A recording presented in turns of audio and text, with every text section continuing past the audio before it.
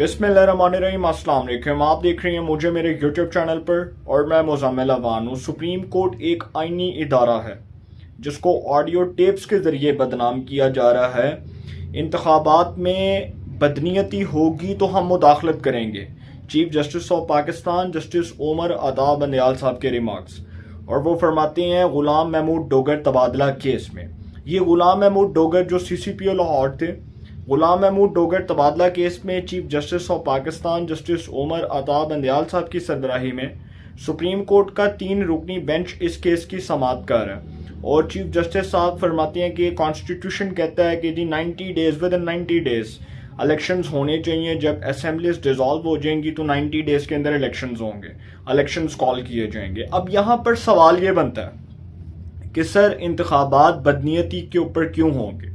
देखें, एक तो सबसे बड़ा प्रॉब्लम हमारे मुल्क का ये है कि हम इस बात को मानने से इनकारी हैं कि कैसे वक्त में हम इंतखाबात की रट लगा के बैठे हुए हैं जब मुल्क में पैसा ही नहीं है और जब मुल्क के पास वसाइल ही नहीं है। मैं एक बार नहीं 1000 बार ये बात पिट चुका हूँ और पिट पिट के मैं ये बात जो है वो करके बार बार ये पागलों की तरह ये बात कर चुका हूँ कि भाई आपके मुल्क में वो वसाइल नहीं है कि आप एक ही बार जो है वो एक ही साल में 2 बार इलेक्शंस करवाएं। पहले आप पंजाब असेंबली के इलेक्शंस करवाएं, फिर KPK के करवाएं और असेंबलीज डिसॉल्व हुई हुई हैं, फिर 3 महीने बाद फिर नया केयर टेकर सेटअप आ जाए और फिर दोबारा से जनरल इलेक्शंस करवाएं। तो क्या इतना पैसा हम इंतखाबात के ऊपर ज़ाया कर देंगे? सवाल तो ये बनता है। फिर चीफ जस्टिस साहब ये भी फरमा रहे थे कि ऑडियो टेप्स के जरिए सुप्रीम कोर्ट को बदनाम किया जा रहा है।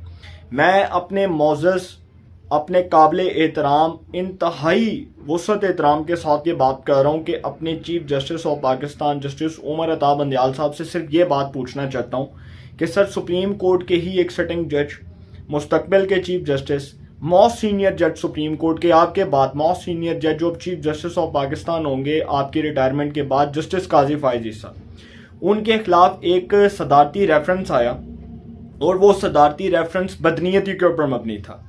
उस रेफरेंस के अंदर अक्सरियती जजेस ने यह फैसला दिया कि ये रेफरेंस जो है ये मेलाफाइडी है।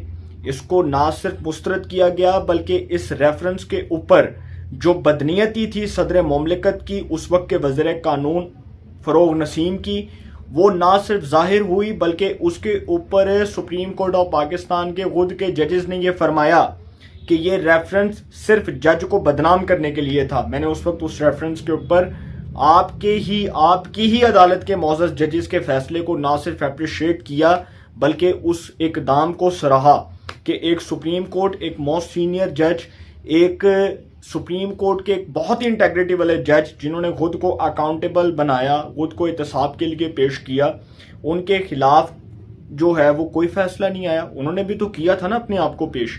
तो बेहतर नहीं है कि जस्टिस मुज़ाहिर अकबर नकवी साहब जो है उनकी ऑडियो के ऊपर तहकीकात हो जाए। ठीक है, मोअज़्ज़ज़ जज साहब अदलिया को कोई बदनाम कर रहा है, अदलिया की शोहरत को कोई दागदार कर रहा है तो उसको इबरत का निशान बना दें। अगर कोई अदलिया के वक़ार को, उसकी इज्जत को दागदार कर रहा है तो उसको इबरत का निशान बना दें। लेकिन सर ये मिसाल तो इस मुल्क में कायम होने दें कि अगर किसी जज के ऊपर इल्ज़ाम है, बहुत इंटेग्रिटी वाले जज हैं जस्टिस मुज़ाहिर अकबर नकवी साहब, उनके खिलाफ जो तहकीकात हैं वो सुप्रीम जुडिशल काउंसिल ने करनी है ना। अक्सरियती जजेस सुप्रीम कोर्ट में बैठेंगे, सारे जजेस फुल कोर्ट बैठेगा, उसके बाद जो है वो मतलब यही फैसला होगा ना कि सुप्रीम कोर्ट के जो मोस्ट सीनियर जजेस हैं वही सुप्रीम जुडिशल काउंसिल में बैठेंगे, उस वक्त भी यही फैसला होना है। लेकिन जब सुप्रीम जुडिशल काउंसिल में ये रेफरेंस जाएगा उसके ऊपर मैं तब ये बात करूं जब तहकीकात होंगी, तो तभी यही फैसला होना है कि chief justice of Pakistan justice Umar Ata Bandial, justice काजी फायज ईसा, उसके बाद जस्टिस सरदार तारिक, उसके बाद वो जो 2 सूबों के जो जज हैं वो बैठकर इस पर फैसला करेंगे। लेकिन सर अगर ये मिसाल इस मुल्क में कायम हो चुकी है कि गुलाम महमूद डोगर तबादला केस में इलेक्शंस जो हैं वो 90 डेज विद इन 90 डेज करवाए जाएं, बिल्कुल होने चाहिए। मैं कहता हूँ आइन कहता है, कॉन्स्टिट्यूशन कहता है कि 90 डेज के अंदर इलेक्शंस हों जब असेंबलियाँ तहलील हों। असेंबलियों की तहलील के बाद 90 डेज के अंदर इंतखाबात होने चाहिए। लेकिन आप सबसे पहले तो ये चीज़ देखें जो आपके सामने है कि हमारा जो इस वक्त मुल्क है वो इंतखाबात का मुतहम्मिल नहीं हो सकता, क्योंकि सियासी क़यादत और पाकिस्तान की जो अस्करी क़यादत है वो ये समझती है कि इंतखाबात एक ही टाइम पर मुकर्ररा मुद्दत के मुताबिक होने चाहिए और उसका एक ही टाइम होना चाहिए। ये नहीं कि एक ही साल में 2 बार इंतखाबात हो रहे हैं और फिर जो ये नताइज होंगे। सुप्रीम कोर्ट के जो जज हैं हमारे मौजूदा चीफ जस्टिस, वो खुद अपने इन खदशात का इजहार कर रहे हैं कि अगर इंतखाबात में बदनीयती साबित होती है तो सुप्रीम कोर्ट मुदाखलत करेगी। तो सर सवाल तो ये बनता है कि वो जो इंतखाबात होंगे उसके नताइज को तस्लीम कौन करेगा? कोई क्या उसके रिजल्ट्स को मानेगा? कोई उसके रिजल्ट्स को दिल से कबूल करेगा? कभी भी नहीं करेगा। एक जमात जीतेगी, दूसरी की फेवर में रिजल्ट नहीं आएगा, वो ढंडोरा पीटना शुरू कर देंगे। एक जमात हारेगी, दूसरी जीतेगी, फिर ढंडोरा पीटना शुरू कर दिया जाएगा। फिर बार बार वही अदालतें, फिर क्या अदालतें जो हैं वो इन मामलात में मुदाखलत करेंगी? मतलब सवाल तो ये बनता है कि चीफ जस्टिस साहब फरमा रहे हैं कि इंतखाबात अगर बदनीयती के मुताबिक हुए तो सुप्रीम कोर्ट मुदाखलत करेगी। तो सर फिर सवाल ये बनता है कि क्या मुदाखलत तब होगी जब इमरान खान साहब हारेंगे या नवाज शरीफ हारेंगे, या इमरान खान साहब जो है वो जश्न मनाएंगे या नवाज शरीफ साहब जश्न मनाएंगे? मैं नहीं कहता किसी के भी हक में, किसी के भी खिलाफ फैसला आता है तो सर कोई भी इन इंतखाबात के नताइज को तस्लीम नहीं करेगा। सबसे पहली बात तो ये है कि इंतखाबात अगर करवाने हैं, होने चाहिए मुल्क में इलेक्शंस, एक डेट फिक्स कर दें। कौमी असम्बली के और सूबाई असम्बली के इलेक्शंस बिल्कुल साथ हों। ये तो कोई तरीका नहीं है कि आप पहले 2 जो है वो सूबाई असम्बलियों के इलेक्शंस करवा रहे हैं, फिर पंजाब असम्बली के, KPK के असम्बली के, और दोनों असम्बलियों के इंतखाबात पर अरबों रुपए का जो है वो खर्चा आएगा।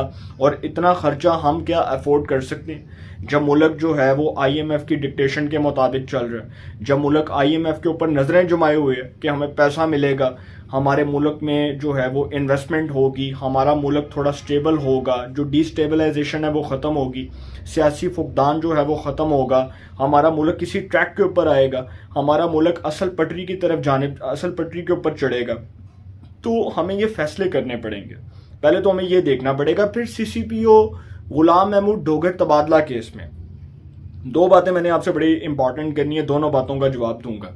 देखें, CCPO गुलाम महमूद डोगर तबादला केस में जो चीफ जस्टिस साहब ने रिमार्क्स दिए, वो मोअज़्ज़ज़ अदालत, मोअज़्ज़ज़ जज साहब के जो रिमार्क्स हैं वो बहुत ही, आप समझ लें कि उसको अप्रिशिएट करना चाहिए। ठीक है, करना चाहिए, क्योंकि अदालतों ने आइन और कानून के मुताबिक फैसला देना है। लेकिन यहाँ पर सवाल ये बनता है कि क्या बहुत इंटेग्रिटी वाले पुलिस ऑफिसर थे गुलाम महमूद डोगर साहब? बिल्कुल नहीं। गुलाम महमूद डोगर साहब के ऊपर सबसे बड़ा इल्ज़ाम ये था कि वो परवेज़ इलाही साहब की सहूलतकारी कर रहे थे। दूसरा इल्ज़ाम उनके ऊपर ये था कि उन्होंने बेवा के प्लॉट पर कब्जा किया। तीसरा इल्ज़ाम उनके ऊपर ये था कि वो पंजाब में होने वाले जो इलेक्शंस हैं, पंजाब असेंबली के जो होने वाले इलेक्शन हैं, उस पर वो नज़रअंदाज हो सकते थे, उस पर उनका असर पड़ सकता था। इलेक्शन कमीशन ने उनके तबादले के लिए ये सारा इकदाम उठाया। अब अगर कोई ये कहता है कि इलेक्शन कमीशन को अफसरान की तैनाती का इख्तियार नहीं है, तो सर आइन क्या कहता है वो भी पढ़ लें, आइन कॉन्स्टिट्यूशन क्या कहता है वो भी पढ़ लें। मैं क्या कहता हूँ, चले मैं तो तज्जिया पेश कर रहा हूँ, मैं बात नहीं करता। आप कॉन्स्टिट्यूशन के मुताबिक फैसला करें कि इलेक्शन कमीशन को जब पता है कि एक ऐसा बंदा जिसका रवैया, जिसका किरदार बिल्कुल भी साफ नहीं है, जिसके ऊपर इल्ज़ामात हैं, जिसकी शोहरत दागदार है, उसको अगर आप पंजाब के इलेक्शंस तक अगर आप उसका ट्रांसफ़र नहीं करेंगे तो इट मीन्स कि वो असरअंदाज होगा इलेक्शंस के ऊपर। और गुलाम महमूद डोगर साहब जो परवेज़ इलाही की सहूलतकारी करते रहे और PTI के जिस तरह से वो चमचागिरी के तौर पर वो इस्तेमाल होते रहे, और फिर खुद डॉक्टर यास्मीन राशिद साहिबा की वो जो ऑडियो थी गुलाम महमूद डोगर तबादला केस, अगर वो सुप्रीम कोर्ट, ज़ाहिर सी बात है सुप्रीम कोर्ट को चाहिए फिर वो ऑडियो भी मंगवा ले जिसमें वो गुलाम महमूद डोगर साहब जो हैं वो डॉक्टर यास्मीन राशिद साहिबा के साथ गुफ्तगू मुलाहिजा फरमा रहे हैं, और फिर उस गुफ्तगू के अंदर क्या बातें हो रही हैं, क्या डिस्कशंस हो रही हैं, ये भी सुन लें।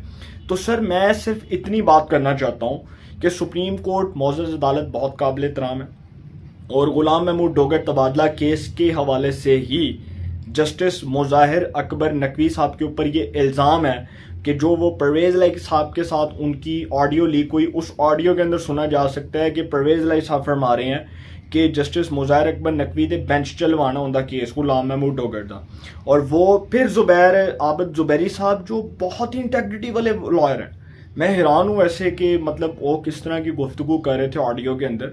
और सुप्रीम कोर्ट बार के सदर हैं और हामिद खान साहब जो पाकिस्तान के बड़े प्रोफेशनल लॉयर हैं, बहुत मुमताज़ वकील हैं और बड़े मायानाज वकील हैं। वो ऐसे वकील जो अदालतों के सामने जब खड़े होते हैं तो जजेस उनकी रिस्पेक्ट करते हैं। तो हामिद खान के ग्रुप से एक ऐसा बंदा जीता अबद जुबैरी जिसकी ऑडियो लीक हुई, इट मीन्स के सुप्रीम कोर्ट बार जो है वो फिर कॉन्ट्रोवर्शियल हो गई।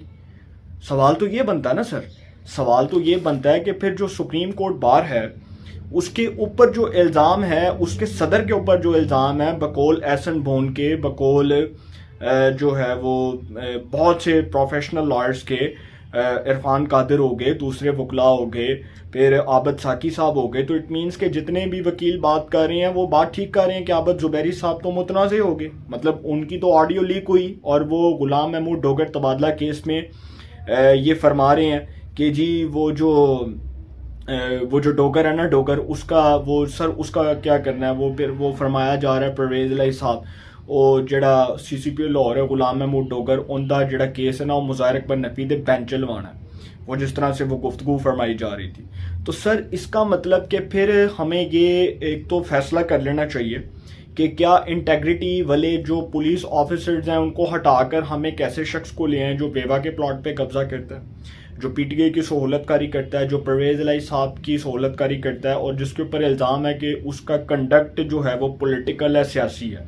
तो क्या ऐसा पुलिस ऑफिसर जो CCPO लाहौर रहा, क्या उसको बहाल करके और फिर उसी केस में असखुद नोटिस लिया और उसी केस में असखुद नोटिस लेकर उसी के हक में फैसला दिया और फिर कहा गया कि जी जो CCPO लाहौर है गुलाम महमूद डोगर उसके तबादले से रोक दिया गया।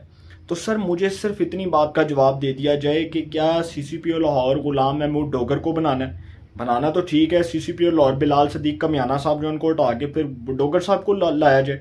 दूसरा पॉइंट, एक जो मैं आपके साथ बड़ी इंपॉर्टेंट बात करने जा रहा हूँ, इलेक्शंस के वाले से तो मैंने आपके सामने बात की, फिर सुप्रीम कोर्ट जो है वो कह रही है कि जी हमें बदनाम किया जा रहा है और चीफ जस्टिस साहब कह रहे हैं कि ऑडियो टेप्स के ज़रिए सुप्रीम कोर्ट को बदनाम किया जा रहा है, मोअज़्ज़ज़ अदालत को बदनाम किया जा रहा है। और हमने ये रिमार्क्स कतई नहीं दिए थे कि जिस मुल्क में कोई ईमानदार वज़ीर आज़म नहीं है, हमने तो जो बात की उसको सियाको सबाक से हटकर पेश किया गया।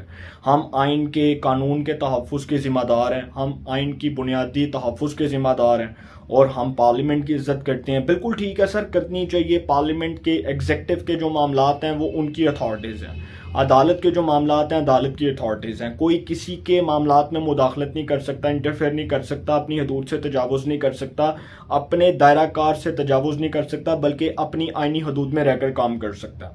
तो सिर्फ सवाल ये बनता है कि जो सुप्रीम कोर्ट को कहा जा रहा है कि जी जजेस को ऑडियो टेप्स के ज़रिए बदनाम किया जा रहा है, तो फिर सर मोहम्मद खान भट्टी के जो इल्ज़ामात हैं, फिर वो जो ऑडियो टेप है जस्टिस मुज़ाहिर अकबर नकवी साहब की, उसके ऊपर जो लगे इल्ज़ामात हैं, फिर उसकी तहकीकात करवा ली जाए। चीफ जस्टिस साहब उसकी तहकीकात करवा लें और एक जुडिशल कमीशन बना दें या खुद सुप्रीम कोर्ट के तमाम जितने भी जजेस हैं उन पर मुश्तमिल एक फुल कोर्ट बना दिया जाए ताकि दूध का दूध और पानी का पानी हो जाए। लेकिन इसका मतलब हरगिज़ ये नहीं है कि मैं कहूँ कि जी वो जज जो इंटेग्रिटी वाला है वो अपने आप को काउंटेबल बनाए और वो जज जिसके ऊपर इल्ज़ाम है उसके मुताबिक कहा जाए कि जी इनको ऑडियो टेप्स के ज़रिए बदनाम किया जा रहा है। सर मैं कहता हूँ कि जस्टिस मुज़ाहिर अकबर नकवी के ख़िलाफ़ अगर ये ऑडियो टेप्स गलत साबित हो जाती हैं तो फिर उन लोगों को सज़ा दी जाए जिन्होंने ऑडियो टेप्स बनाई। मैं तो इसके लिए भी अपनी मुअज़्ज़ज़ अदालत से, अपनी ऑनरेबल कोर्ट से इल्तिजा करता हूँ कि अगर ये ऑडियोज़ फेक साबित हो जाती हैं, फैब्रिकेटेड साबित हो जाती हैं, तो फिर तहकीकात आइन और कानून के मुताबिक होनी चाहिए। अगर ये ऑडियोज़ दुरुस्त साबित हो जाती हैं और इसमें ये मौक़िफ़ दुरुस्त साबित हो जाता है कि ये जो आवाज़ है, ये जो वॉइस है, ये सारी जो गुफ्तगू है ये जस्टिस मुज़ाहिर अकबर नकवी साहब की है और ये इल्ज़ामात साबित हो जाते हैं किसी भी प्लेटफॉर्म पर, इसका फ्रांजिक करवा लिया जाता है और इसके फ्रांजिक में ये चीज़ें जो हैं वो प्रूव हो जाती हैं, साबित हो जाती हैं, तो इट मीन्स कि फिर चीफ जस्टिस ने फैसला करना है। लेकिन इसका मतलब ये नहीं कि पाकिस्तान बार कौंसिल वकील मियाँ दाऊद वो रेफरेंस फाइल करें और उस रेफरेंस के ऊपर जो है वो इजलास ना बुलाया जाए। लेकिन सर ये जो मामला है इस तरह से नहीं बैठेगा, ऊंट किसी करवट बैठेगा तो बात बनेगी। आखिरी बात मैं आपसे करूँ कि लड़ाई होनी है, लड़ाई होनी है। जिसको भी तो इन अदालत का नोटिस मिलेगा वो सबसे पहले अदालत में जाकर ये बोलेगा कि जो इमरान खान साहब के फेवर में फैसले आ रहे हैं वो क्यों आ रहे हैं, सबसे पहला पॉइंट तो ये उठाया जाएगा अदालतों में। दूसरा पॉइंट ये उठाया जाएगा कि भाई होन वक्त नहीं हैगा कि जड़ा साकिब निसार ने हथ बंद के सारिਆਂ ਨੂੰ पाया होया सी और हत्थां ते हथकड़ियां लाइयां सन कि कोई बोल नहीं सकता, जुबाना नूं ताले लाए सन। तो सर अब तो हमने बोलना है, क्योंकि वो जो ज्यादतियाँ हुई, वो जो नाइंसाफ़ियाँ हुई सर, उसका अजाला सुप्रीम कोर्ट को करना पड़ना है। नवाज शरीफ के खिलाफ जो पैनामा का जजमेंट है उसमें सुप्रीम कोर्ट को अब ये फैसला करना पड़ना है और किसी नतीजे पर पहुंचना पड़ना है कि जो नवाज शरीफ को सजाएं मिली इट मीन्स कि वो गलत थी। अब जब साकिब निसार साहब की ऑडियो लीक हुई है ख्वाजा तारक रहीम के साथ और जिसमें वो गुफ्तगू फरमा रहे हैं, तो इट मीन्स के सर फिर वो जो फैसले थे वो कंट्रोवर्शियल हो गए, वो मुतनाज़े हो गए। उन फैसलों की कोई आईनी और कानूनी हैसियत नहीं है और मैं नहीं समझता कि वो जो फैसले सुप्रीम कोर्ट ने उस वक्त दिए, जस्टिस आसफ सईद खोसा की सरबराही में सुप्रीम कोर्ट के 5 रुकनी बेंच ने नवाज शरीफ को पैनामा के केस में डिस्क्वालीफाई किया और सिर्फ बेटे की कंपनी से तनख्वाह ना लेने पर डिस्क्वालीफाई कर दिया, तो इट मीन्स के सर वो फैसला मुतनाज़े हो गया। बकौल साकिब निसार कि जेड़े कहते ने मरीम का इलाज करना है, मरीम को किसी नुकरे लाना है, फिर वो ऑडियो में जिस किस्म की गुफ्तगू फरमा रहे हैं, मज़ीद ऑडियोज लीक होंगी, तो क्या सुप्रीम कोर्ट को अपना फैसला तब्दील नहीं करना पड़ना? बिल्कुल करना पड़ना। सर इलेक्शंस होंगे, बिल्कुल होंगे, लेकिन मरीम साहिबा के बकौल पहले उन नाइंसाफियों का ज़ाला करना पड़ेगा, फिर इलेक्शंस पे बात होगी। ऐसे नहीं होंगे इलेक्शन ऐसे वक्त में नहीं हो सकते। आपके मुल्क में पैसा कोई नहीं, आपके पास वसाइल कोई नहीं, आपके जो जिम्मेदारियां हैं वो निभाने के लिए कोई जो है वो रोल प्ले करना नहीं चाह रहा, कोई उसके लिए तैयार नहीं। आपके मुल्क में वो जो अखराजात हैं वो अफोर्ड करने को कोई तैयार नहीं। इलेक्शंस कहाँ होंगे? सत्ते खैरा इलेक्शंस होते दूर दूर तक नज़र नहीं आ रहे। गुलाम महमूद डोगर तबादला केस खड़ाक, इतना मतलब लड़ाई पैनी है। नकवी साहब का जो रेफरेंस है, लड़ाई पैनी है। इलेक्शंस हो भी जाते ने, किसी ने नतीजा कबूल नहीं करना, लड़ाई पैनी है और लड़ाई पढ़नी है नवाज शरीफ के मामले पे कि अदलिया पहले तो इस बात का जवाब दे कि साकिब निसार किसके सहूलतकार थे और वो जो फैसले हुए उसमें नवाज शरीफ की सजाएं ख़त्म होंगी तो बात आगे बढ़ेगी। गल वध गई है मुख्तार सियाने 10 दिन पे। अपनी राय का कमेंट्स में ज़रूर इज़हार कीजिएगा। इंशाल्लाह एक नए सेगमेंट के साथ फिर मुलाकात होगी। अपना बहुत ख्याल रखिएगा। अल्लाह निगहबान।